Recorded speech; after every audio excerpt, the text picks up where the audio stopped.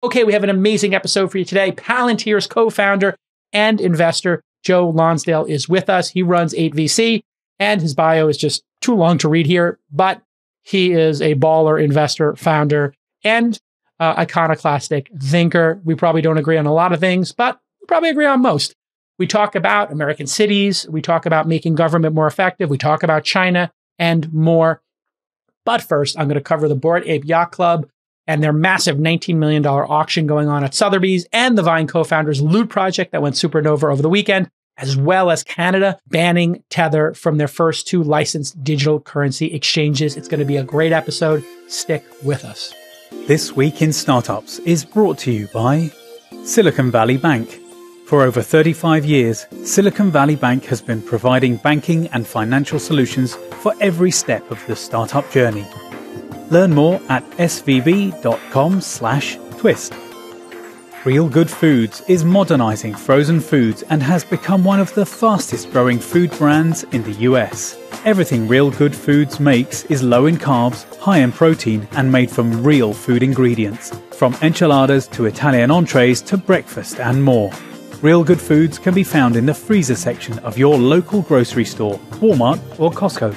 And Vanta. Compliance and security shouldn't be a deal breaker for startups to win new business. Vanta makes it easy for companies to get a SOC 2 report fast. Twist listeners can get $1,000 off for a limited time at vanta.com/twist. Okay, in our first story today, Sotheby's Bored Ape auction has secured, I kid you not, a $19 million bid. So, if you don't know, Sotheby's is auctioning off a set of 101 Bored Ape NFTs in basically a combined collection. Somebody who got in early apparently has 101 of these Bored Apes. An NFT, if you've been under a rock and you don't know, is a non-fungible token. Think of it like a digital baseball card. Think of it like a GIF or a JPEG or something like that. But that is one of one, and that can only be owned by one person. In other words, there is, I guess, this term provenance, where it came from and who it belongs to. So people like Sotheby's would do that for a painting. Baseball card collectors might do that to prove it's not a fake. Well, the blockchain does that really well. The blockchain is famously immutable, fancy word for you can't change it. Well, not being able to change a database that's public is kind of gnarly and horrible, right? What if somebody posted something illegal there, or your password or your address or something even worse? So an immutable blockchain, another way of saying a non-changeable database, is a way to think about it. That is a terrible thing and incredibly inefficient in 99% of use cases. You would not want that for something like your bank account or your password manager or a database of employment data, etc. But if everybody's participating in an ecosystem, well, having this immutable blockchain does allow some benefits. Everybody knows who owns something. Everybody who knows who sold it and when they sold it. You get the idea. So back to Bored Apes. This is basically a collection of beautiful art. It actually speaks to me. I think it's gorgeous, beautiful art. If it was like a painting, yeah, I might pay $1,000 to put it on my wall and get that value. So if people pay $1,000 for it and they want to reward the artist, I think that's actually really cool. I've been super critical of crypto because although the underlying technology, which is really a collection of technologies, is amazing, I think it's largely filled with scams, pump and dumps, and basically people trying to get suckers to buy in and become what's called the bag holder. In other words, the one who pays the highest price, and then when the music stops, there's no chair for you to sit in, and you're the one who lost your money. Putting that aside, Bored Apes is called BAYC, Bored Apes Yacht Club. It's a collection of 10,000 of these Bored Apes. They created something called a serum that lets you change the apes into new apes. And they've been doing something called an airdrop, which is basically like you give the people who own these NFTs, these non-fungible tokens, these baseball cards, a new baseball card. So that's something you can't do with baseball cards. Imagine you bought a comic book and you bought, I don't know, Spider-Man. And then a new character shows up in Spider-Man, the Green Goblin. And because you bought Spider-Man, the original comic book, they gave you a Green Goblin, or you owned the original X-Men and then they gave you Wolverine #1. Kind of cool, right? Like if Marvel could do that kind of stuff, people would be more into Marvel comics. And in fact, I predict Marvel will do at some point NFT types of comic books that gain value and gain functionality. And that's really interesting, the gaining of functionality. I talked about this last week. You want to go back and listen to episode 1275 when I talked to the co-founder of a website called Infatuation, Infatuation. Infatuation's fat, something I can relate to, although I'm 20 pounds off the peak and I got 10 to go. So thumbs up for your boy on that one. Co-founder Andrew Steinthal, he was on episode 2075. Side note, also a huge Knicks fan. I think we're 29 days away from Knicks basketball occurring again. I cannot wait. And he talked about why he bought and is still holding after his ape went up 15 times. I think he paid $9,000 and it's worth like close to $200,000 now. So congratulations to him. My advice to people who have seen this kind of appreciation is sell half of what you own and buy a home if you don't own a home. Then let the other half ride. You want to be diversified. If you own one of these things and your net worth is $225K and the monkey JPEG NFT is 200 of it, maybe take 100,000 off the table and put a down payment on an apartment. I don't know. Something that gives you a little diversification in case all these NFTs crash in value, which I predict they will. Of course, this is a very heated market. So Sotheby's is getting in on this. The auction will close on Thursday at 10 a.m. and we'll give an update on Thursday show or Friday show. And 19 million for 101 apes is 188,000 per ape. That's bonkers. You know, if you go to OpenSea, and we had OpenSea's founder Devin Finzer on the podcast, episode 1255. So we're on it for you, like This Week in Startups audience. We are on whatever the huge topics are. If you listen to this podcast, you know it. You get a big edge. We've been talking about Bitcoin here since it was at $1. If you listen to this podcast, you're going to be smarter. And that's why I do it, because it makes me smarter. Because I have researchers and I have you DMing me or on the Slack telling me, what's going on in the world. And this is the way for all of us to have an edge on everybody else in the world and just be more informed generally. So OpenSea is a platform. Think of it as eBay for NFTs. So OpenSea, SEA, one of the interesting things about these NFTs is you can trade them on any of these platforms. And I think you could just do it peer-to-peer as well. Or actually, that's how it occurs, is peer-to-peer. But you can see on there is the floor price for any of the monkeys in the Bored Ape Club is $133,000. The floor price means the lowest price to get into the collection. Now, you can also get some benefits from being in this. So what they think is going to happen with the Bored Ape Yacht Club is it's like a membership club, right? They put the word club in it. They're going to have a graffiti wall where you're going to be able to post on the graffiti wall. Maybe they'll have some chat rooms, but this is becoming like a bit of a phenomenon. And you'll see on Twitter Spaces and Clubhouse, the people who own these make it their icons, and they're talking about it constantly, and they're getting other people to buy in. So the most cynical look at this is it's a multi-level marketing scam. They're trying to get more people to buy into this. The more people who buy into it, the more they can clear their apes and get real fiat currency or more Ethereum, if that's what they're into, or Bitcoin, whatever you bought it for, and then be able to put that to work in other places. And thus the flipping and the bag holding, gets moved on. So if you were uncomfortable with, I don't think these things are worth 188,000. I'm sure they're not worth that. But if you sell it and somebody else is holding the bag, now you can go buy 20 of the next NFT project. And the next NFT project happened this past weekend. Dom Hoffman, he's the co-founder of Vine, which Twitter bought. They made short videos like TikTok, maybe a decade before TikTok even arrived. And they screwed up and they just totally bungled the Vine acquisition. It's just one of those just terrible things that Twitter did, eventually shutting it down. But he created a project called Loot, L-O-O-T, and it lets users mint 8,000 bags of loot. And there are lists of loot that would appear in a video game, like example, Grim Shout, Grave Wand of Skill, Hard Leather Armor, Divine Hood, Hard Leather Belt, nerd stuff, things that you could make. So basically just a list of items. That's it. And here's the quote from DAP Radar. Every single loot NFT consists of 8 characteristics, each pertaining to the following: chest, food, hand, head, neck, ring, waist, and weapon. However, interpreting the various combinations is entirely up to the community. As with a lot of these projects, lots of people are creating derivative art, which is then making the money. The current floor price on these is 9 Ethereum. So this is also crazy. So we'll keep an eye on these two things. If you have any thoughts on Sotheby's and the auction or Loot, or any inside information on NFTs that we should cover, maybe what the next big thing is, what I want you to do, 2 things to talk to our producers. 1, go to thisweekinstartups.com/Slack and join our Slack. Producer Rachel, producer Nick, Justin, Charles, and myself are all on there, and you can DM with us and just give us tips or tell us what you want covered on the show. Or you can DM our Twitter handle, which is TWI Startups. And I'm at Jason. I'm taking a bit of a Twitter break, but you can always ask me questions there. This Week in Startups is brought to you by Silicon Valley Bank. What's next? What if? Are we ready? Now what?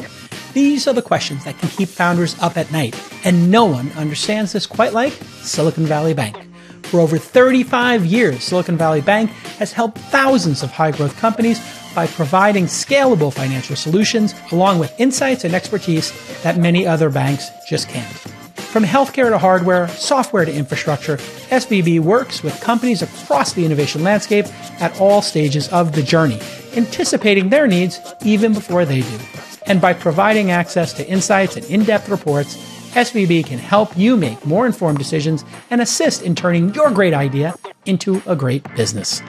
Which could be why 50% of US-based venture-backed tech and life science companies bank with SVB. Learn more at svb.com/twist. Silicon Valley Bank, built for what's next. Tether has been banned on Canada's licensed digital currency exchanges.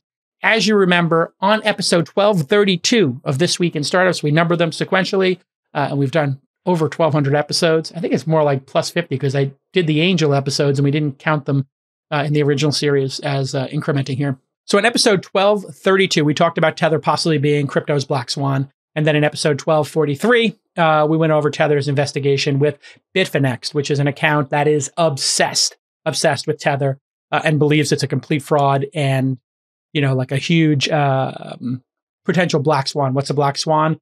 It's an unexpected event. Nassim Taleb came up with this term. You can go read his book, The Black Swan. It's incredible. You'll get about, if you're like me, 10, 20%, you'll understand. So I've now read Nassim's books like 2 or 3 times each. I listen to them on audio and I get like 10% more each time because it's so dense with great information. According to CoinGeek, quote, a Canadian securities regulator has barred the country's first 2 registered digital currency exchanges from trading Tether, which is also known as $USDT. If you don't know, if you go on Twitter and you put a $sign before a stock ticker like Uber or Hood for Robinhood or for crypto like USDT, you can see everybody who is talking about that. So it's kind of like a hashtag, but with money instead of the pound symbol.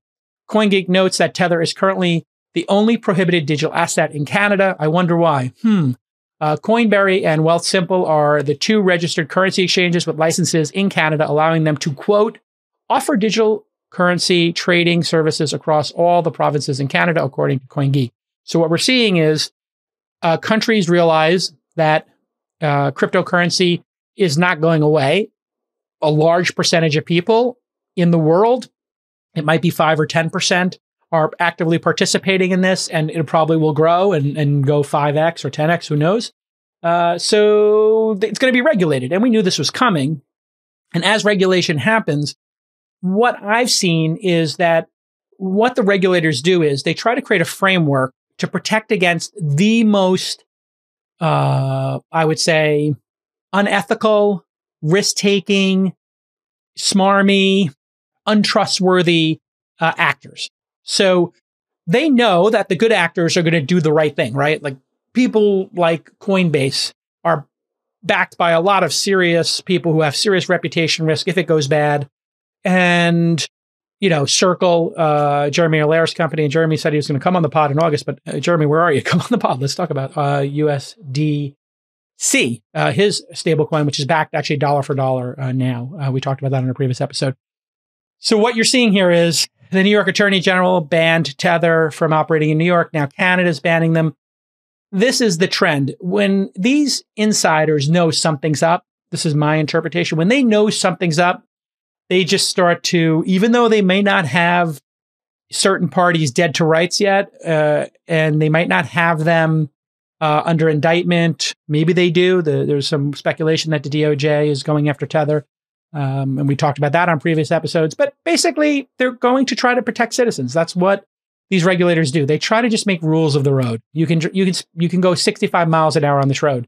You need to have airbags. You need to have rearview mirrors. They know that most people are going to obey that, but there's always some jerk who's going to go 110 miles an hour, with their seatbelt off, leaning all the way back and put everybody else at risk. In fact, I was in New York where it has become totally lawless and everybody's driving on the Belt Parkway and the Gowanus like it's the Fast and Furious. It is truly terrifying.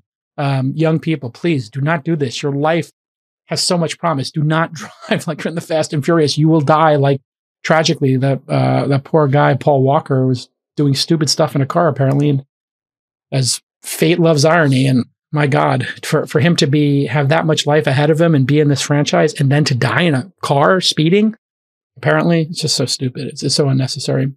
So in the Coin Geek article, Canadian lawyer Christine Duhame mentioned that the endless legal battles by Tether and its sister company Bitfinex as a key factor for the ban in Ontario, stating, quote, until some digital currency companies tie themselves to a jurisdiction with transparency and where digital currency holders have rights they can exercise if things go awry, I suspect they won't be permitted to operate in mature regulatory jurisdictions. So that's a fancy way of saying, transparency. You need to tell us what's going on. And that's the big problem people have with Tether is this commercial paper.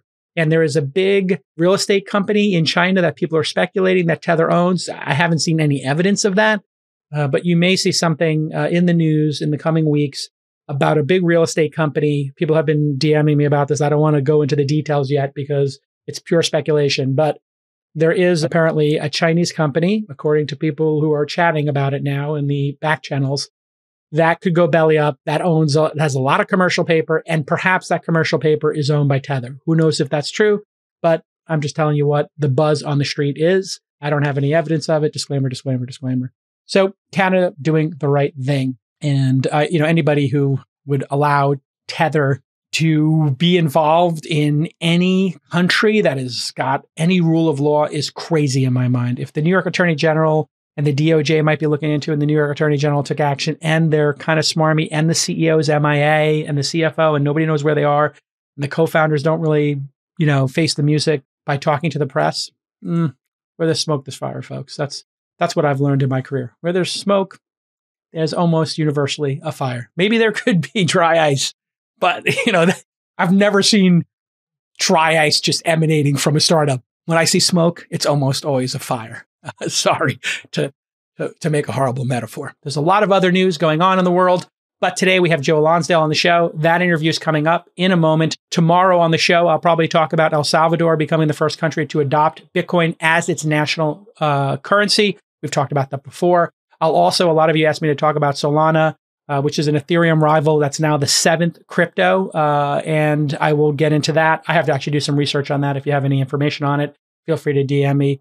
And then I'll talk a little bit about 1099 and labor laws and my personal feelings on that. Altos is an anti-aging company, basically live forever, longevity that's raised at least $270 million. I'm going to talk about that tomorrow. And I want to touch on this McDonald's broken ice cream machine story. That's become an FTC investigation. It has to do with the right to repair, which is a fascinating concept. Companies like Apple, Tesla, the people who make this ice cream machine that makes the McFlurries, they want to, for a lot of times, I think a good reason, be the people who repair these. But then there's hackers out there who want to be able to repair. I have some strong feelings on this, I think, and maybe a middle ground for people. Eric Schmidt thinks the U.S. should connect their military and Silicon Valley. I'm going to talk a little bit about that. I happen to agree with him. Oh, and I also want to talk later this week about the Framework laptop. There's somebody named Nuriv Patel who's working on a laptop that allows you, speaking of the right to repair, to open up and change the ports on your laptop. I think this is a really great idea. And I'm really fascinated by the idea of an extendable, awesome laptop that people can just pull out the ports and change them like you could in the old days. So back to the future there.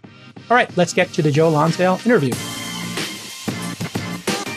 We all know how hard it is to eat healthy when you're grinding on your product and you're trying to meet your deadlines. Well, now there's an innovative food company trying to help. Real Good Foods is one of the fastest growing frozen food brands in the United States. They're making nutritious food more accessible to improve human health. And they make the food you love. Mexican, Italian, breakfast sandwiches, pizza, all that great stuff. And everything is 100% grain-free, low in carbs, and high in protein. And the best part, it's made from real food ingredients. They're available in your freezer section at Costco, Walmart, Target, and 90% of grocery stores nationwide. Plus, you can get them delivered same day via Instacart.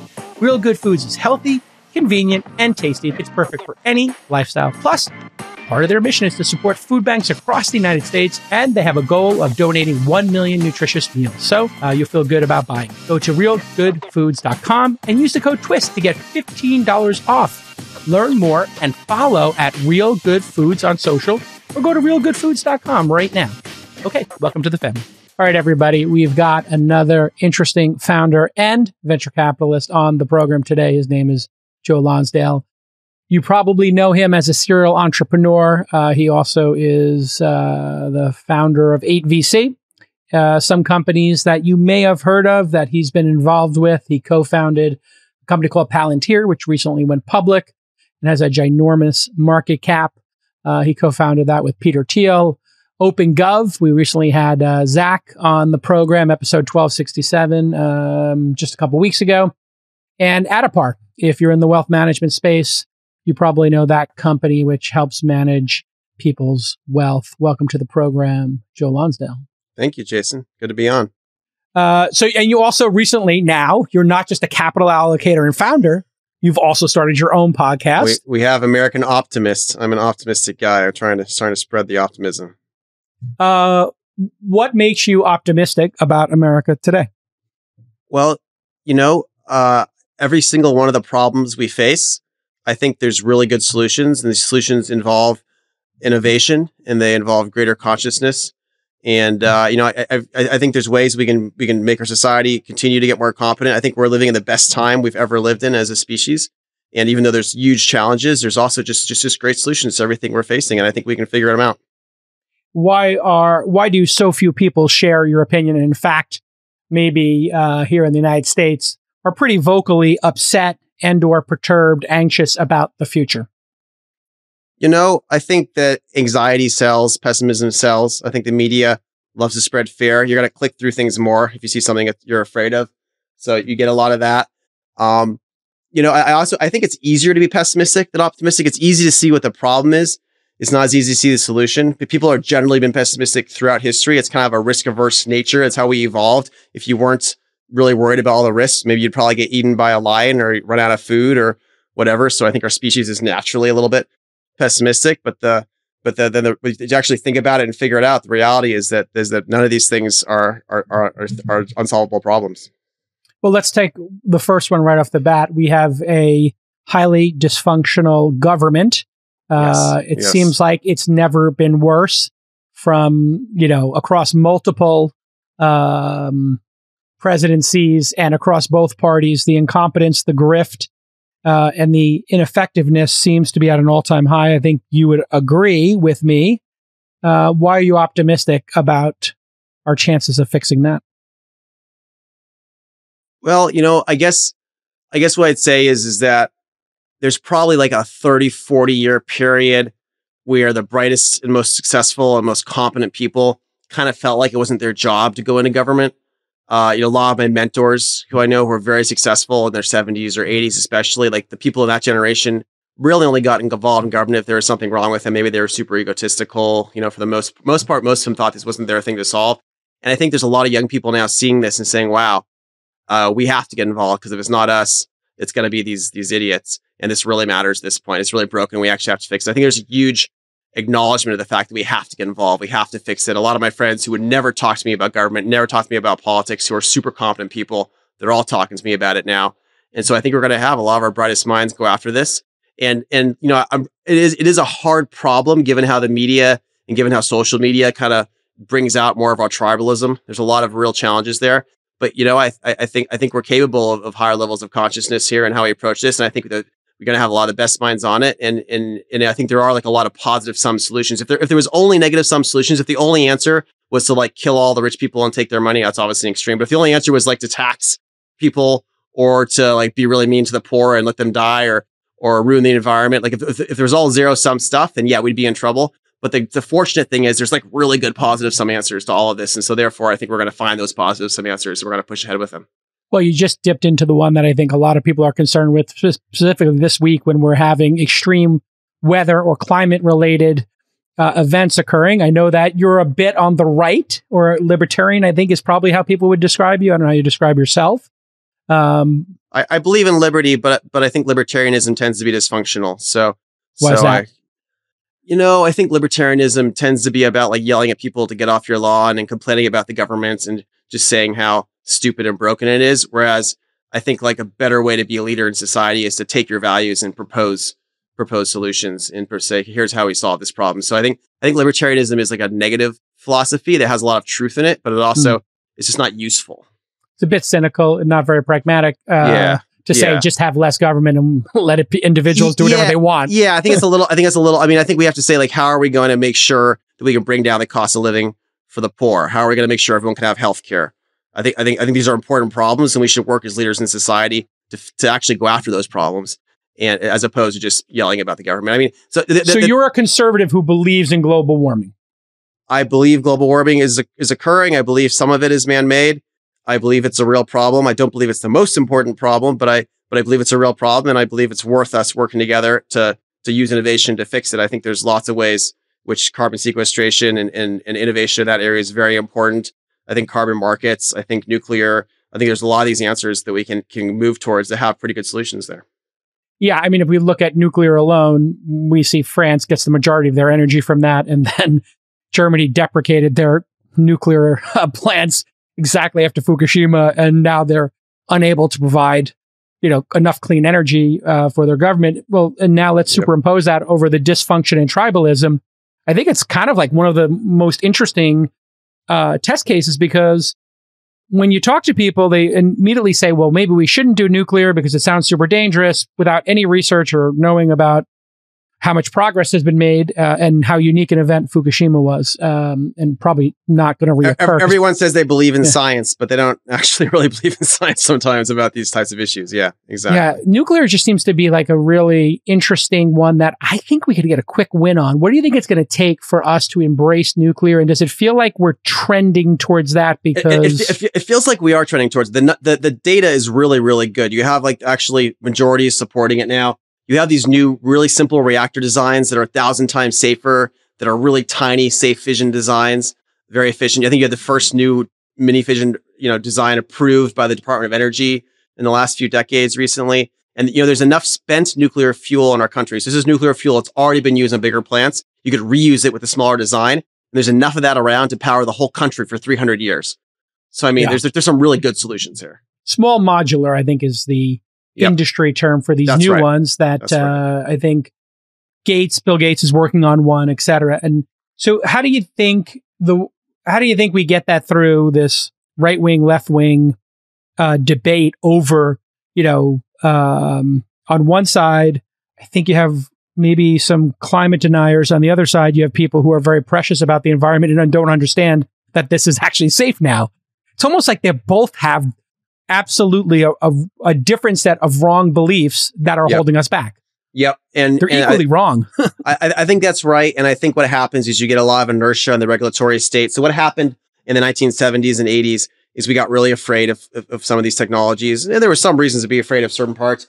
And we put just like an insane amount of regulation in place. I remember my father is a chemical engineer, and he was involved in selling something called heat tracing to lots of plants around the world. And when you sold to a normal plant, you'd have like a binder of documentation. When you sold to a nuclear plant, you literally have like a truck full of documentation, and it'd be about inane stuff. So it's like the regulators were purposely trying to kill it. It's like you have to document certain things about the mines where some of the metal came from, and like giant binders. There's no possible way that documentation was ever used. It didn't make sense. It didn't help keep anything safe. It was like paperwork created to kill nuclear, basically. And so there's ways in which you can use regulation if you don't like something to really hurt it. And that's what we did with nuclear. We just destroyed innovation there for 30, 40 years. And so hopefully we can have sane people come back in and review some of the regulations. And it really is about the regulatory state. I'm actually pretty obsessed with the regulatory state in lots of areas. This is one of those areas where the regulatory state's going to decide, and we really have to approach it and make it logical and make it not break it. How do you solve the NIMBYism around nuclear? What are your thoughts on, hey, where are we going to put this? And how do you convince communities to approve putting it in certain places? Or do you see other opportunities to put it in places where people aren't, et cetera? Yeah, I mean, we use about 3% of the land in the U.S. There's lots and lots of places if we wanted to put it somewhere else. These, as you said, these small modular designs, they're small and modular. Like the ones we're building, my friends are building something called Oklo. It's like the size of a boxcar from a train, and you bury it underground, then not touch it for 30 years. And it doesn't put out any meaningful amount of harmful radiation, especially if it's underground. It's like you can't even measure it. So, I mean, that's like, I wouldn't mind having one of those nearby. And so I think we just need to educate people, and there's enough room to do these things. Yeah, I was thinking there could be like very interesting incentives as well. So if you did have that concern in a community that lived in that area, I love you could actually give them an incentive. Reverse auction it off. Exactly. Whoever, like, what do you have to pay I didn't even think of a reverse auction. That's brilliant. Yeah. I was just thinking of a tax credit or something. But in your case, if you said, hey, we need one of these in Texas, and who will pay for somebody to have it? Pay. And we'll pay them, and we'll pay the area around them. And yeah, there's mechanisms we could do for it. And listen, it's not quite as cheap as natural gas, but at some point we care about this enough. If you actually care about global warming, we should have some kind of carbon markets that probably helps these. You can have some kind of minor incentives, and I think it makes it worth it. Let's talk for a minute about the situation in China. This has become pretty acute. The last couple of weeks, we have education startups shut down. We have Jack Ma and other CEOs, ByteDance's CEOs, kind of disappearing. Now and maybe reemerging, and they're oil painting, according to the Wall Street Journal. Pretty interesting colloquialism. Yikes. Obviously, last year we saw Hong Kong get taken over and freedom fighters imprisoned, probably to be tortured, and Apple newspaper in Hong Kong being shut down. It's terrible. And then today, they are limiting the number of hours. I know we saw today's story, but limiting the number of hours that children can play video games to 1 hour a day on the weekends for 3 hours total a week. And you're not going to be able to IPO your companies in the West. What sounds like my friend's Tiger Moms. That's. I mean, there's going to be like a collective groan from the teenagers of China, right? This is like totally crazy. 3 hours. Listen, these computer games are like drugs, so I totally get it. I get the concern. These computer games are like perfected drugs that are so much more addictive than when you and I were kids. When you and I were kids, I don't know, you must have had a Nintendo or a Sega. I was Atari 2600. I was long before you. I was born in 1970. I was playing Tank and Defender and Missile Command. You got a decade on me. Well, I had a Nintendo and a Super Nintendo and N64, and this is really fun. But these games now, it's like the drugs are 100 times worse. So on one hand, I see where he's coming from. On the other hand, this is terrifying. This is like the most powerful authoritarian guy in the world who's clamping down on his rivals. The thing I understand it as is that he has lots of people in tech who are like these billionaires who are very influential in the country, very major power center. All the smart people who are powerful and rich kind of follow these billionaires and follow the tech. And then you have a whole separate power center, which is obviously like the old government power center. And the old government power center says, guess what? You guys thought you were more powerful. And they just like went and just like they're slamming them. They're taking away their companies. We have a friend who started New Oriental, which is like a $40-50 billion market cap Chinese company. It's pretty much totally destroyed by this, right? It's down to, I don't know, a couple billion or something, and we'll see if it's even around. And like, I mean, this is really scary. And like, is China preparing for war? Are they doing something? You know, I think what it is that they're seeing how the U.S. kind of has a bunch of egg on its face right now, has a bunch of our own problems, and they're saying, okay, U.S. is weak enough as a rival that we can do the things we want to do to our rivals in China. It's going to hurt China a little bit, but that's okay because we have some breathing room here because the U.S. is also screwed up. So I think they see themselves as geopolitical rivals. They have room to have internal fights right now because of our problems. That's my view. They have they feel we're weak and distracted. Therefore, they can use that crisis, whether it's COVID, Afghanistan, racial strife in the country, the political parties warring with each other, and the tribalism. And who knows? Like maybe maybe Xi Jinping and his government power center, they've obviously neutered now the tech sector. I mean, what's next? Taiwan? I mean, it feels like might make a run. It feels very scary. I was talking to the Prime Minister Harper, Prime Minister of Canada, about this a few weeks ago, and he's a close friend, and he was very, he thinks this could happen much sooner than people think. Xi Jinping what's going to happen? All these young men are pissed off.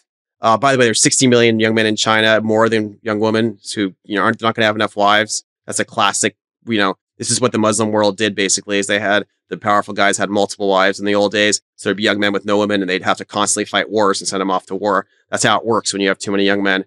So it's a very strange, weird setup here for a very nationalistic, very aggressive geopolitical stance. It's pretty scary. I wonder if this move of the video game one, I know this sounds really stupid, but a lot of revolutions have been started by people starting to feel oppressed, whether it was, the person with the fruit stand, who started the Spring Awakening, etc. Some minor thing like this can really start to explode if a lot of young people. Yeah, you probably have a few million pissed off young men right now who are like, I'm going to do something when I grow up to take this government out. That's probably what they're thinking, you know? Also, they all of a sudden find themselves with an extra 8 hours a day of time on their hand. It's a very strange choice from that perspective. I don't think they thought this one through properly. I get what he's trying to do, but it's going to be interesting to see. I really hope that there's backbone in the people to eventually stand up. A lot of people say, "Oh, there's not backbone. They prefer their government. It's better than ours." But I still think liberty is a universal value, and I think people are going to want it in China. Yeah, and the interesting theory I've heard people discuss is it's going to be harder to do a revolution today, and I'm not sure I believe this, but it was an interesting theory somebody floated with me because they have control over all the data, all the information. They're the new Stasi.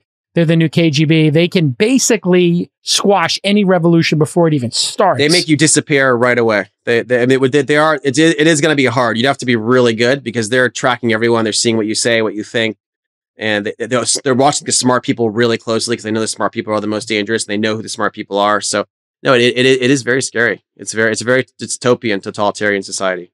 What should the West's reaction be to a suddenly unpredictable China?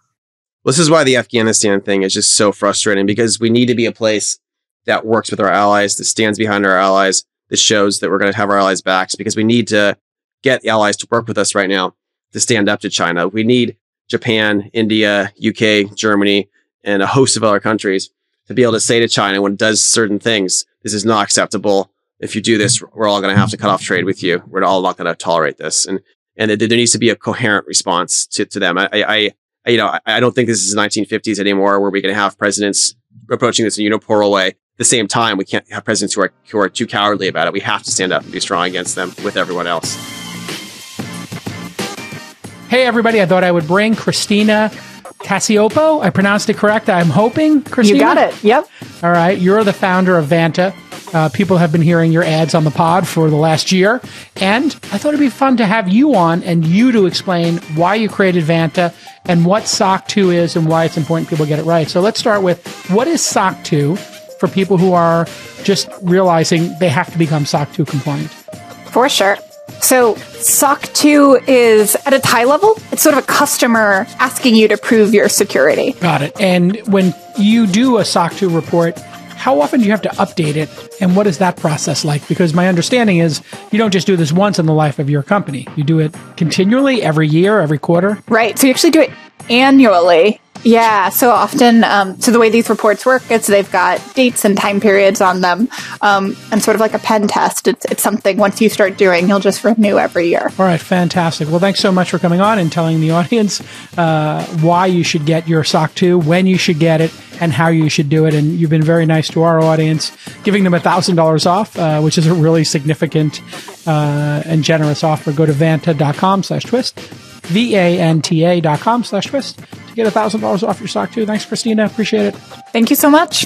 Cheers now. You'd think we should have left Afghanistan, left some troops there. What is your take on it? You know, I thought that the original mission in Afghanistan to take out a bunch of terrorists and to punish them for what happened was appropriate. Sure. I think it was very naive to try to do the nation building stuff. I think that, I think there were 1,200 tribal leaders we got together right after we were in and asked them what they wanted. And 800 something of them wanted the old king back. And if you look at a lot of the Muslim world, there's a lot of stability with some of these monarchs and some of these monarchies. I'm a big admirer of some of them. Obviously, I'm not an admirer in all ways. They're not perfect and there's lots of problems. But I think it's a hell of a lot better than a fake government that's going to crumble as soon as we leave. And so I would have tried to help with the monarchy and then left and maybe kept a small counterterrorism operation there. I think, we can't go back in time. If we could go back in time 6 months, I would have defied, and we decided we wanted out. We probably should have been out earlier. If we're going to be out, I mean, come on. It's like you drop a plan for how you leave. It's like everyone's making fun of it, but it should be made fun of. Like, you don't give up your Air Force base. You don't completely withdraw until you have a plan to get your allies out. There's been people for 3 years trying to wait to get visas who helped us. We want to help them and their families. Our State Department is probably the most inept of all of our political apparatuses in DC. Like, we know we're supposed to be giving these visas out. We're just taking years to do it. And then we leave and then don't save them. And, a bunch of them are being killed and tortured. A bunch of them are being rescued right now, frankly, by private people as well. but it's disgusting. Like get the allies out first, get our people out first, get everyone out first, then get rid of your troops, then get rid of the Air Force Base. Pretty basic. Yeah, the sequence of events. I mean, there's no perfect way to lose a war, and we lost this one pretty clearly. But yeah, it did not seem well thought out. We lost it ourselves because we weren't willing to do what it took to defeat them. And I think that's probably right. What it took to defeat them is something that a modern democracy in today's day and age was not going to be willing to do, So therefore we shouldn't have been there. But then when you leave, you have to leave intelligently. Yeah. If the people there are not willing to fight to be a democracy, I don't know how we install one other than running the country ourselves. Let's talk a little bit about some of the companies you co-founded. Palantir went public. Palantir is a pretty secretive company, I think. What does Palantir do? Sure. So I started Palantir. And tell me about the founding of it too. Yeah, I started Palantir 18 years ago with my roommate from college. And then there were a few other key people as co-founders, obviously Peter Thiel. We brought in Alex Karp. Alex was pretending to be the CEO at first for us because we needed an adult in the room. And then it turned out he was actually a good CEO. He's a philosopher before that. So pretty cool background. He had a lot of wisdom about people and institutions. The rest of us were computer scientists. And so that ended up mixing really well. And what does Palantir do? Palantir, the high level goal of Palantir was to take the top technology cultures of Silicon Valley and apply it to the most important problems in Washington, D.C. and the East Coast institutions. And so the idea was that there's like this $100 billion plus being spent on various types of data and services around important problems with, analysts in the intelligence and defense world, the problems there, as well as for big companies. And we wanted to be able to say, okay, some of these things, rather than being services, could actually be done with products out of the box. And so we looked at like 50 government contracting, mess ups where they spent between 50 million and a few $1 billion on these big projects. And these things always went over budget. They always went over time. They never quite solved problems as well as they could have. And we said, how can we create a single platform that does most of all of these 50 out of the box and solve these really important problems? And how can we make sure we're both protecting civil liberties as well as like bringing all the data together in a distributed world and making sure they get the bad guys?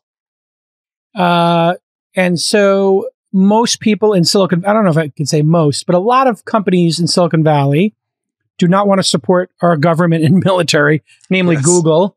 What are your thoughts on people I have to give credit to Eric Schmidt and Alphabet because they do have some really cool things that they're doing. And Eric, I would say Eric himself's a patriot. I've attacked Google in the past for not being a patriotic company. I'll stand behind that. It comes from a university culture that's very globalist, very skeptical of our military, not very patriotic. It's very, not very pro there. But I think Eric Schmidt himself, I think some people around Google, I think some of the Alphabet guys, they have done some good stuff there. That said, you're right. Most of Silicon Valley, ironically, does not engage with defense. Of course, I'm sure, obviously, Silicon Valley started off by engaging with defense. That's where a lot of Hewlett Packard and everyone came from. And we lost that for a while. So because of this, there became this huge gap. And then this is why we started Palantir. It's also why we started a couple other companies more recently. There's a huge gap between what's possible in the defense world and what you're seeing in the defense world. You're not getting the top technologists in the defense world attacking these problems. And this is what you do as a venture capitalist. This is what you do as an entrepreneur. You look for gaps in the world. You look for things that are like really broken compared to what they could be. And sadly, our defense has gotten really broken in a lot of areas because there's no one else is there. That's why Palantir was able to be such a big company. Like no one wants to work with Palantir when you show up, when you're like a bunch of 22, 23-year-old kids from Silicon Valley. You didn't serve in the military. You're not from their culture. You haven't hired like 22 generals to your company. Like they'd much rather work with the guys they know. So the only way you're going to win is you have to be like 10 times better. It's the only way you're going to be able to do it. But you can be 10 times better because Silicon Valley has gotten to be so far ahead of the East Coast. And so that's why it's a great business opportunity. It's also critical for our country to get talent working on these problems, especially in a world where China is obviously going to be saber rattling. I think the best hope for peace in the world is for China to realize that we're still innovating and that they're not getting ahead of us in defense. If they think they're ahead of us in defense and can make a fool of us, they're going to be very tempted to do so. What do you think that stands right now? I think China's innovated a lot faster than us the last 20 years. A lot of people say, oh, but Joe, we spent so much money. Like if you think of things in terms of World War II, it was about like how many planes, how many tanks, how much gear. It was very, obviously tech mattered, but it was very much like a formula where you apply all this money and you win. And we live today in a very asymmetric world, right? As you know, too, like the very best tech companies, you could have 10 or 15 guys. You have 19 guys, 12 guys build WhatsApp and sell it for $19 billion. you'd have very small numbers of people make huge breakthroughs. And so, you'd have countries like Israel, play in a global stage because it only takes a very small number of people to make major technological advances. And China has its very best people working on defense the last 20 years. They don't have any other option. A lot of them are nationalistic and excited to. We have not. So they've been gaining on us very dramatically. We have a lot of waste. A lot of what we spend on defense in America, it's kind of a jobs program in part. It's just like the left has welfare. The right and left both have have defense welfare. Lots of bases we don't actually need. Lots of things we build for the wrong reasons. We're not going to need like these giant ships in near adversary conflicts. There's other things we should be doing we're not doing. So we've been slipping. I think we're still ahead of China. We are still ahead of China militarily, but we're slipping a lot. They're getting really quickly. And it is a crisis to start applying our best and brightest to some of these problems. If a war does happen, how do you think that war will play out? Cyber? There's a good book called 2034 that has one example of a cyber attack. Who, it's like, it's not exactly, it's not exactly how I see it playing out, but I think it's worth people reading to kind of shock their system to start thinking differently about our incompetence versus their competence. I tend to think cyber is a very big part of it. I'm actually pretty scared about, I don't even know if I should talk about these things, but the space weapon stuff is really scary where like, it's like you could send up things into outer space and send them down very cheaply that are much more powerful than cruise missiles. They can go Mach 15, just dropping a crowbar on you and you wouldn't see it coming and it's very accurate. And you can send up a lot of these very cheaply now. And it's like, so there's all sorts of like who controls outer space can stop another guy from getting to outer space. And then you win if you have enough up there that stops them from getting up there and you drop them when they want. So you're at their mercy at that point. I think submarines are really important. There's a big question if we can attack submarines from space or not. That's like a really big thing right now that people are kind of figuring out. There's just, what happens is they have so many submarines now. If they just keep getting a lot more and we keep building our big, stupid ships, they basically, as soon as they go to war, they just hunt and kill all of our ships because they have submarines tracking all of our Navy around the world and they can just take them all out at once. That's not very good for us. So there's just lots of scary scenarios where you just don't want them to get too far ahead of you. Winning space is critical for national security versus China, period. Yep. Winning. So I did this. I mean, people liked making fun because it was Trump, of course. Trump's probably a good person to make fun of. But like the Space Force actually really matters. Yes. And having weapons in space is critical. You have to. I kind of think you have to. I mean, I think it's really beautiful and quaint that people are saying don't send weapons to space. If we didn't have an authoritarian country or three who were really interested in being in space as well, I would have a different view of it. We have no option because exactly. It's like, China's going to be sending all these things and are we going to get to audit everything they send to space? I mean, come on, this is ridiculous. No. And if they can take out all the communication we have and then they start dropping things like you're saying, my goodness. I mean, the nightmare for me, what if they target our 10,000 most competent people, which they'd probably be able to determine even better than us if they're doing it intelligently.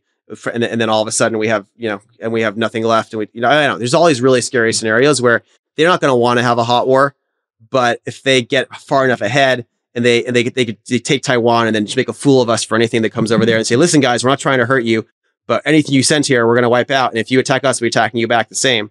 I mean, they have a lot of power in their region if they want, if we're not innovating faster.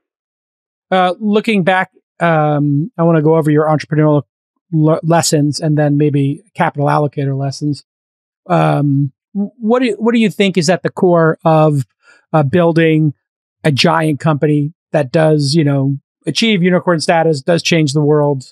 You've done it a couple of times yourself, and you obviously have a lot of friends who have as well. What do you think is the core you've learned? And we're still building a lot of these. I've got a couple new ones that are multi-billion-dollar companies now too. And I think the key thing, there's so many things, but I think if it's very high level, one is that conceptual gap in the world. You need to be focusing on an area where there's a much better way that's possible of doing something than exists right now. It's kind of obvious, but the gap has to be big enough or it's not worth it. It's not going to be huge. There's obviously platform and network effects that really matter. Everyone listening probably knows what those are.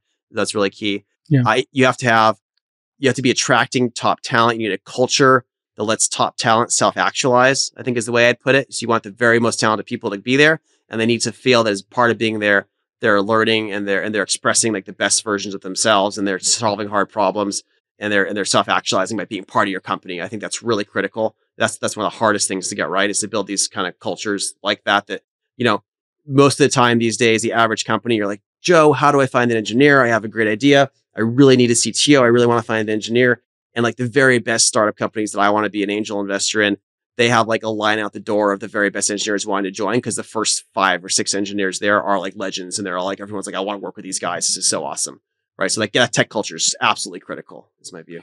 So you find a problem set where it can be greatly, greatly, greatly improved, whether that's government and you have OpenGov, whether that's data analysis for the government. You have Palantir there. Yeah, Adapar, wealth management software. And Adapar is part of the smart enterprise wave, where there's probably like 300 platforms in different vertical industries that like just need to go to the cloud, needed to use big data, needed to improve how things worked. Last year, we have something early last year, the start of the pandemic, we started Resilience Bio, which has recently raised like, money at well over $5 billion. We started that with Bob Nelson. And what that was is kind of like AWS for advanced biomanufacturing. There's all these people pitching me and saying, Joe, I need $120 million for this gene therapy, or et cetera. And we realized the US didn't have this advanced biomanufacturing capacity. But if it did, instead of having to raise, 100 or 150 for the first round, they could raise 10, and we could do the back end for them. And so we did this, and we did this for the mRNA and cell therapies. And so there's all these new possibilities. Similar to Ginkgo, I guess, is doing a similar kind of, that would be the contemporary. I think Ginkgo's a really impressive company. It's in this same area. There's huge numbers of new companies going after these areas, and we need platforms in the back end to manufacture these things without them having to each learn how to manufacture, which is kind of crazy. So synthetic biology becoming a platform, more entrepreneurs can then build on it, instead of them having to build the infrastructure to do these big slurry tanks to create things in the world. Totally. They just outsource it. The thing I described that's really key here is the cell therapy part, which is that, it used to be drugs were about molecules in the mid 20th century. And then it was you have like biologics. You could have like a peptide or an antibody. That was the 80s with Genentech in the Valley. And now in the 2010s and now 2020s, you actually have whole cells. And so if you have if one of the books behind me is like a peptide or an antibody, like the whole house is a cell, right? And so you can actually program these whole cells, put them into people. You solve basically any disease could be solved in theory by cell therapy. We're already solving some cancers. There's a bunch more we're probably going to solve soon. So there's going to be this like giant wave of companies, and we need to help accelerate that with the tools and infrastructure. So that's the trend we're kind of working on there. And which dovetails with the initial discussion about being an optimist. We're sitting here with this crazy pandemic, dovetailing that with China. Who knows if that was a lab leak or I don't know, sort of where you stand on that. What do you think? If we had to set a percentage that it was made in a lab, I'm kind of 60 or 70% right now. Yeah, it's so hard to know for sure. I'd say it's like 2/3 chance it came out of the lab, almost for sure by mistake if it did. And then it seemed like it was covered up, and there were some sketchy things where China knew things they kept from the world and kept flights going, which is it's just shocking how they handle it. It's not shocking if you realize, of course, they're an authoritarian bunch of jerks who couldn't stand to have their country hit without hurting every other country as well. But I think it's pretty clear they handled this with real malign intent once they knew what was going on, is my view. I don't see how anybody could argue with that. They could have locked their whole country down. They could have made everybody aware of this probably in November or December. Exactly. And how critically important it was. It's absolutely criminal how China handled it. And it's just ridiculous that the fact that the media is not really clear about that, it just shows this. We live in a very strange world right now. Well, I mean, if you think about what Trump did to the dialogue, it became so polarized during his tenure, and it freaked people out so much that they can't even have an objective discussion about it, right? Because Trump's involved in the discussion. Yeah, that's fair. I think a lot of people have this thing in their brain where he drives them completely bonkers, even when you're trying to talk about things not related directly to him, but because he's involved in the conversation, it makes it difficult. Yeah. I mean, it does show what style and communication style brings to it. The second he says Wuhan virus, and the Wuhan, what did he call it? The Wuhan flu? When he calls it the Wuhan flu, it automatically triggers the libs on one side. He's being racist. And then all of a sudden the discussion is about Trump's branding of the flu. Yeah. And not, hey, did the Chinese do this or not? And I heard a very interesting theory the other day, which I had never considered, because it's pretty obvious that it could be, came from the lab, or that's the majority case. Yeah. It would be really weird if somebody happened to get the same bats and put them for sale in the wet market and it jumped. That'd be kind of weird. That would be. But if you, this was one I can't believe nobody's had a discussion about this. What about a lone wolf from that lab? What if there was a person in the lab who was either mentally disturbed, had a grudge, wanted to be famous, like people who do crazy things like that, and they decided to release it. Oh, totally. When you say lab leak, I think that has to be at least a certain percent chance of a lab leak side. I think you're totally right, Jason. And then this is what's terrifying too, is our tools are getting much, much better at designing and building these viruses. Like I'm personally involved in creating lots of tools for DNA manipulation, that we invest in, my friends build for solving, curing diseases. But this is the other side of it. And so it is very interesting how you have to watch these things. It's going to be a bit of an arms race. But then you have this amazing vaccine, like where we built something in record time. We could have had this vaccine out if I wonder how you feel about challenge trials. I know, 100% same page. We should have done challenge trials right away as soon as we had this. We should have got volunteers. Why didn't we? Because we live in a bureaucratic, controlled, risk-averse society where it's run by lawyers and not run by like courageous men and women. And it's just so frustrating. Like we should have done challenge trials right away. I think there's various politics there. Some people, I don't know. It's crazy to me that didn't happen. To explain to people what we're talking about with challenge trials, it's basically if you were to introduce the virus into somebody and half of them had, or let's say a third of them had one vaccine, another one had the same vaccine at a different dose, and then a third had nothing, a nocebo, placebo, whatever, you would actually know the impact immediately. And you use volunteers. This is not like China where you're like making the Muslim population do the challenge. Yeah, the Uyghurs don't have to do it. Yeah, this is like we literally had like young men, women, people stepping up saying, use me for challenge trial. I want to contribute to my society. That would have saved so many lives if we could have done that. So yeah, it's very frustrating we didn't do it. Literally a group of scientists in the UK signed a petition. And now my understanding is the UK, long after the fire has been essentially put out or is being put out, they are now going to do challenge trials. But I thought, if it's so low risk and people want to do it, we send people to Afghanistan to fight that war.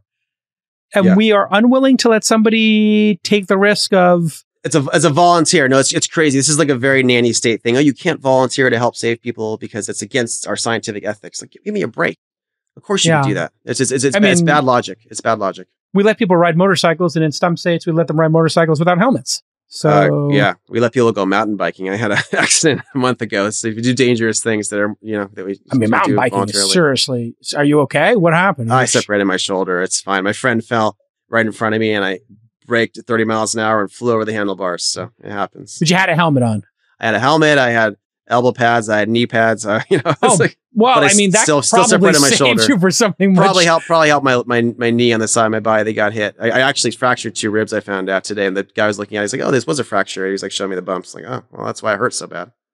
Yeah, when you get your bruised ribs or you fracture them, like you should know. I believe there's no treatment for it. Like you have to lift your arms, you just be in pain. Every time you cough or sneeze for about a month, it's like No, it's like getting stabbed. Yeah, it's not good. It's fine. Maybe it'll be good for me. Give me some perspective on what it's like for some people when they're in pain. Yeah, let's move on to capital allocation. Yes. Boy, it's a hot market. Are we in a bubble? There's money everywhere. I love it. Why is there money everywhere? Well, why do you love the central banks. Well, okay, I don't love it for the future of our society. As an optimist, I think we'll solve some problems, but I think we cause more problems when we create misallocation of capital by making the price of money too cheap. And I think we've definitely done that with our crazy central bank right now and the people in charge there. So there's the monetary policy has been more extreme. The printing of money is more extreme. We're about to print even a lot more money. And there's definitely too much money around. Of course, what happens there is you drive up the price of assets. You drive up the price of how we build these assets. Like it's great for people working in the tech world, right? They're all getting paid a huge amount more. Salaries are skyrocketing. Cost of living in tech centers, of course, that means goes up, though. It's not good for the non-tech people in tech centers. They're all kind of angry at us right now because their lives are a lot harder if they don't get paid from this. As an allocator, you got to build more now. We started 7 companies last year at 8VC. I usually build 3 or 4. Last year, I built a lot. There's a lot of opportunity. You got to do more early stage. I'm doing a lot more. Why do you have to do more building? Explain to people as a capital allocator why building is better than investing in this kind of market. Well, when in this kind of market, people. So you used to I did a lot of Series A's and B's. That's our standard thing to do. And if you used to be a good Series A, you put 10 million to work for 25% of the company or something. That's like a normal series. Or even before that, it's 5 million to work for 25% of the company. And then it used to be a B. It's maybe like 15%, like 100 million valuation. Now these valuations are often 2-3 times as high. So you're getting a much smaller piece of the company for the same amount of money. And when we work on a company, we want to be able to get in at a fair, good early price, and we want to be able to help it and help build it. And one of the best ways to do that is to start it ourselves, because then we can lead the first round. We could buy 30% of it, and we could be really involved in scaling it up. And now we have our share of the company for 3, 4, 5 million, whatever it is, and it's a bigger share than we get otherwise. And it's just a great way to get exposed. We know the top talent to bring in. Obviously, you can't build everything yourself. A lot of the best companies you still got to write checks into. But if you can build some great companies, then that's a huge advantage in this market. You can suddenly have much more of a company for cheaper. So things are overpriced at the A and the B. We're seeing that consistently. So you want to go earlier, or just make it yourself. Either you one. want to do things that require more capital. So there's actually the one good thing about this, or one of the good things about this market, is there's a lot of problems out there that require a lot of capital. I told you earlier I want to own infrastructure for advanced biomanufacturing. Our A round for that company that we started with our friend Bob Nelson, our A round was a $750 million round for half the company. And we used that to buy plants and to hire people and to scale it up. And that's like, you couldn't have done that 3 or 4 years ago. Not only because the technology wasn't ready, but you just couldn't raise $750 million for half of a company. People would look at you like, what the hell's wrong with you? And in this market, we convince people to do it. Where's all the money coming from? Who are the LPs who are driving this? Is it the same LPs putting in more? Is it more new LPs? There's a lot of pensions that have had increased, allocation to this space. A lot of pensions, they gave allocation to the space 5, 6, 7, 8 years ago. With firms like mine and our co-founders of Resilience, Bob's firm, like he sent them back billions of dollars because he did great. And now they're like, oh, you sent me back billions of dollars. Yes, of course I will put $200 billion into your next new idea. And you can do that a few times and you get the money. So you have lots of sovereign wealth funds. This is the wealth funds managed by certain countries that make money every year instead of losing money like we do. So that's like, Singapore or the Arab countries or other ones. There's the pensions in Canada are very good. The pensions in Australia are very good. There's even pension in Alaska that's not bad because Alaska has all the oil money. It saves money there. It invests it very well. And then of course there's endowments, there's insurance companies, there's big families around the world. I mean, there's all sorts of places where the even Norway, which said they don't have a venture strategy, is now saying they're looking at it. And that would be very interesting because they're like half a trillion, 2/3 a trillion or something. I think they're like the largest sovereign wealth fund in the world. If I'm not, in that case, they're a few trillion. But yeah, they're really big too. Obviously, I have not interacted with them as much for that reason. They've never done stuff in our space. But you're right. It's becoming obvious the returns. I mean, and think about it. The top talent in the world is working on these innovative problems because there are solutions that are very valuable. So you're attracting all the top talent to the space. Your money is going to work much harder if it's backing top talent, as opposed to not backing top talent. It's like, you got to think about your money being less lazy, right? Right. It's just sitting there. It's going to, if all this money's being printed and inflation's going to go up, or, there's other people who are going to put it to work and you don't put it to work, you're going to, obviously going to be. And I just think of the people you knew in your high school or your college. Your money could be just sitting in a bank. It's ultimate lazy. Your money could be backing some of them doing like a bar or a restaurant or a little, or, who knows? And that's like probably not very good either. And money could be backing like the smartest 3 people you knew. And there's a good chance it'd be working a lot harder for you. And so that's what we're doing in this sector. Norway Government Pension Fund Global. According to this website, number 1, 1.36 trillion, right ahead of China Investment Corporation, 1.2.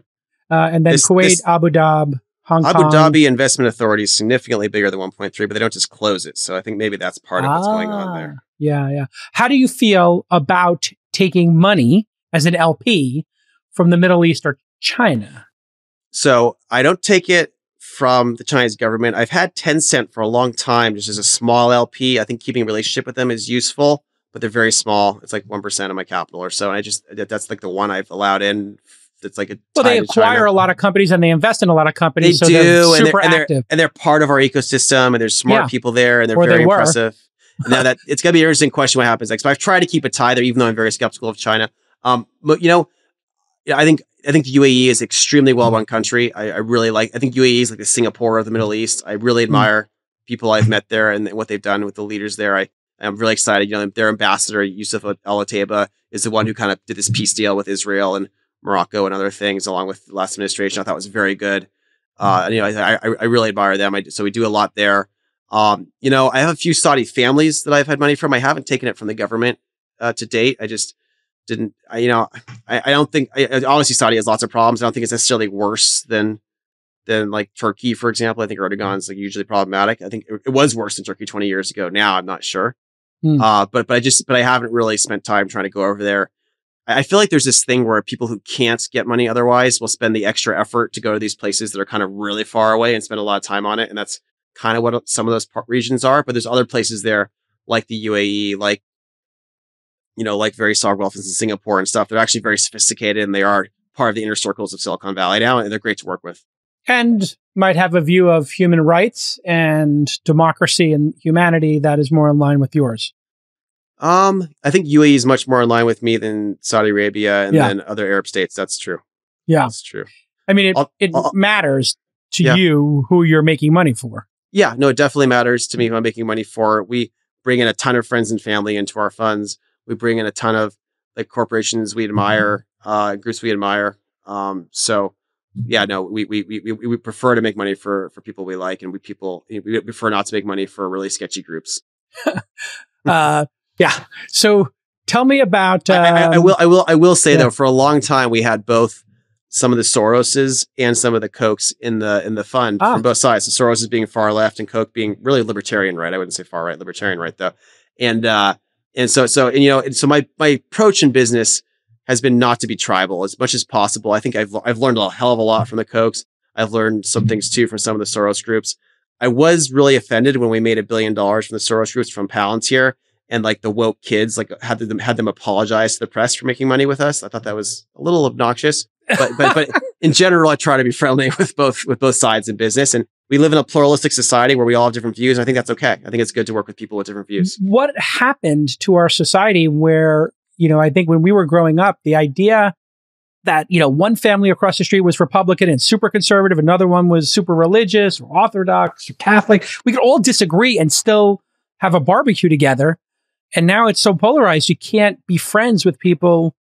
I think our identities are being expressed maybe too much through politics and too much like our tribe. I think without religion, you get a little bit more tribal that way. I think we used to have ethnicities. We don't, I know we still have ethnicities. We still have like racial problems, but like, I don't think people see themselves as much. Like my grandma was growing up, she's 101 now, doing pretty well, but she was like part of the Jewish group. And there was the Irish group that my other grandma was in. Yes. And there was all sorts of different groups. And like, we don't have those anymore. So I think we are tribal. Our brains are tribal. We need some kind of tribe. So I feel like we've glommed on to these tribes and it's probably not very healthy, but this is what we've done since the beginning of time. We've had some stupid tribe always to fight over, Yeah. And it's now holding us back. And it's pretty obvious that both China and Russia are adversaries. China, the major one, and Russia, obviously quite a minor one at this point. I think you would agree.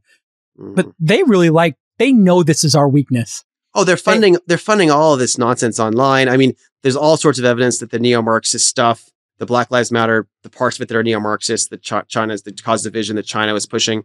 It's like they're doing whatever they can to divide us. Probably on the Proud Boys, Milo Yiannopoulos, all those crazy people on the right are probably also being funded covertly by these people.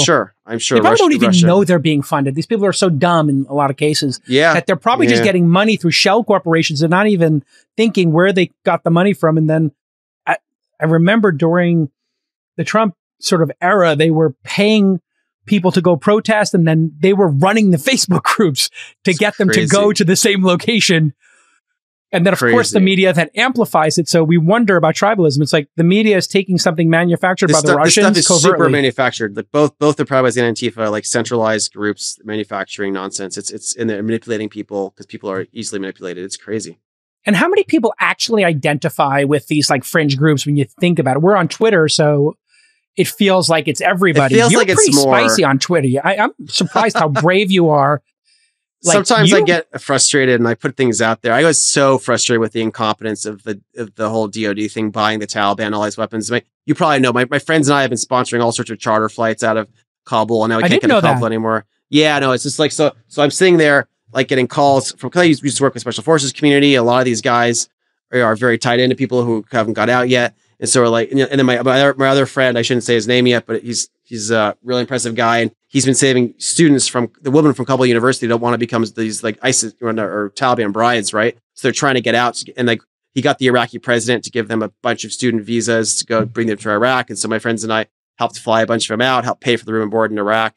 And there's just all, and then now the efforts are harder. You have to try and fly people out of like the other regions because obviously you can't get out of Kabul anymore. So we're going over land and then flying out. And so we're spending a lot of money on this. A lot of friends are as well. And it's like, we could have just bought maybe a few less attack helicopters for these guys and used that money from the government instead to help our allies. Like maybe that would have been a better use. I think it was like 63,000 machine guns we bought them, 365,000 or so assault rifles. I mean, come on, this is ridiculous.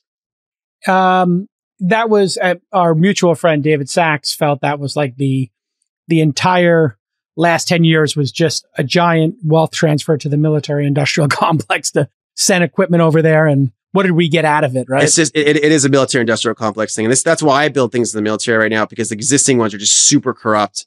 And by the way, this is why I like building startups and then like not being as involved. Cause I think it is like kind of soul destroying to run a large military company at some point if you get to be too big, because then your incentives are very badly aligned, right? As we're seeing, Yes, it is very difficult. Let's talk about, you were, I think, I'm not sure how long you've been in Texas, but you've been a big proponent of Texas. Been here about a year. Been there for a year.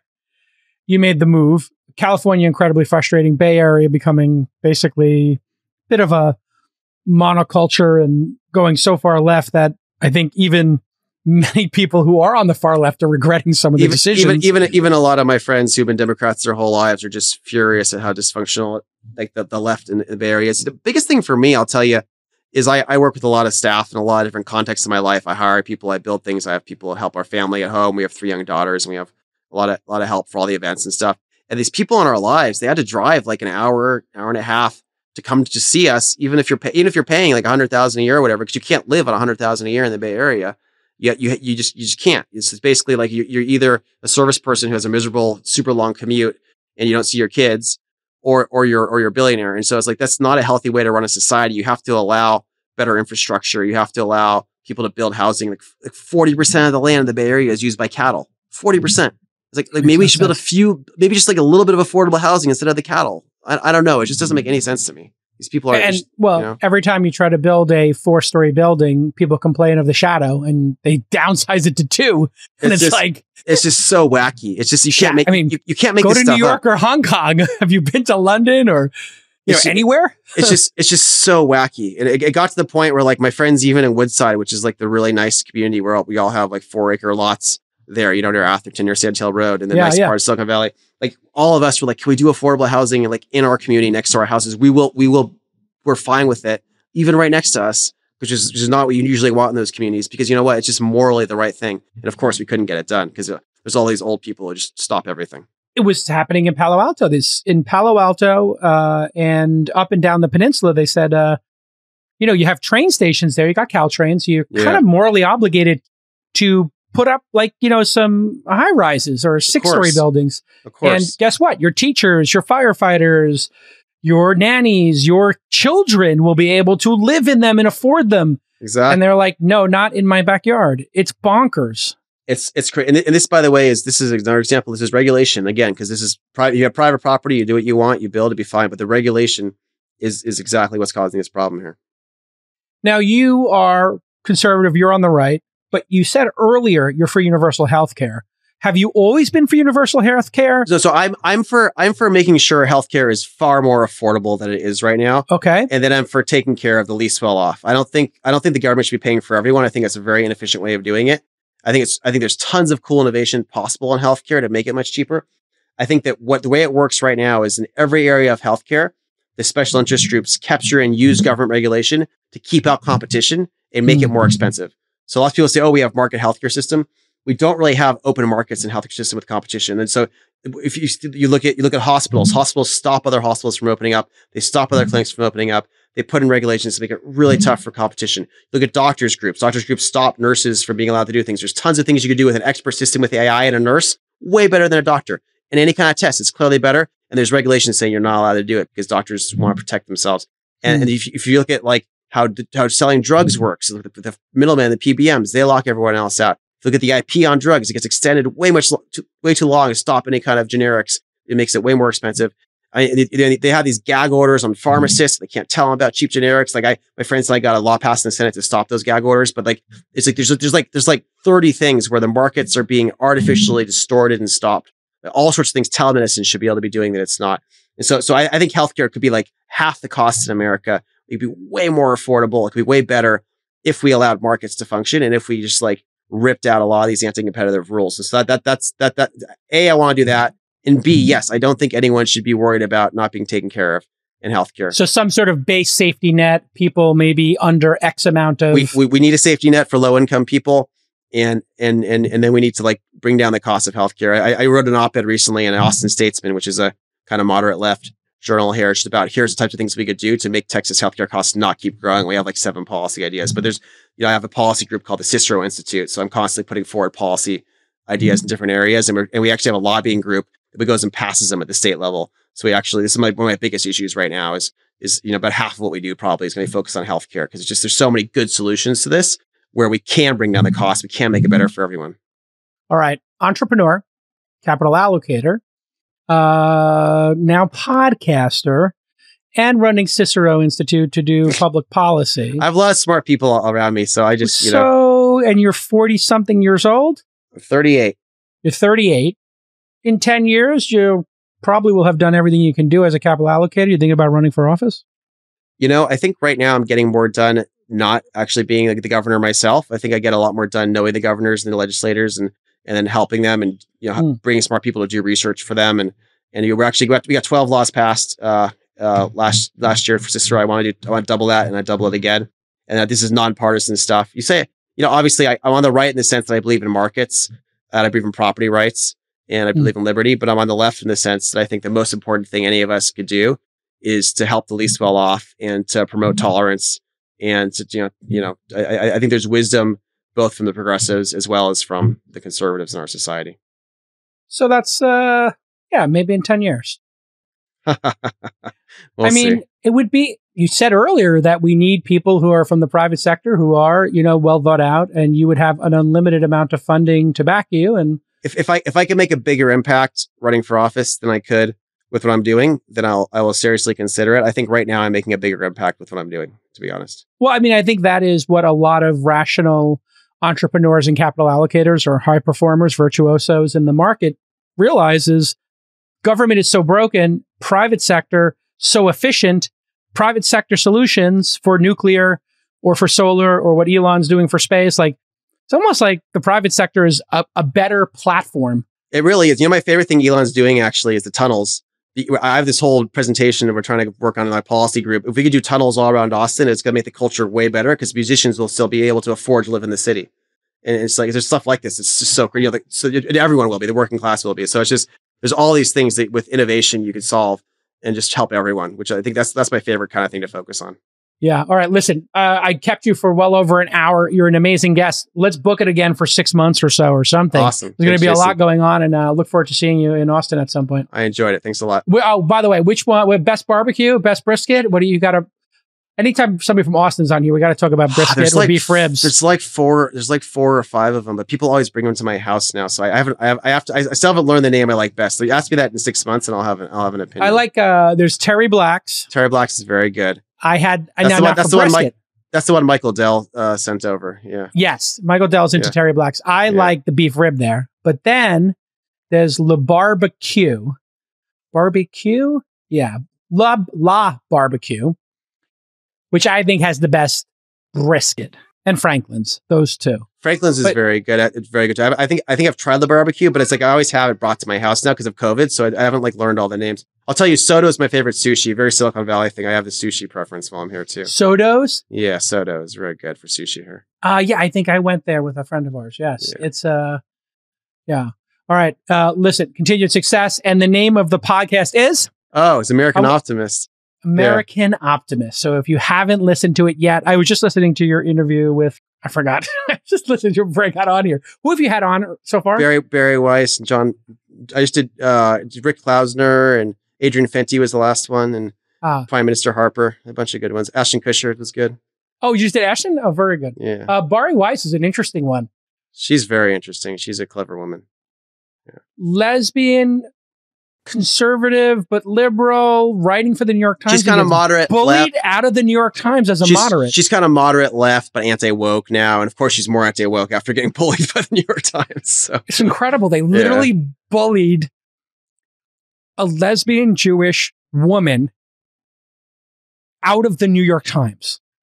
She felt she was, and she's a moderate. Yeah.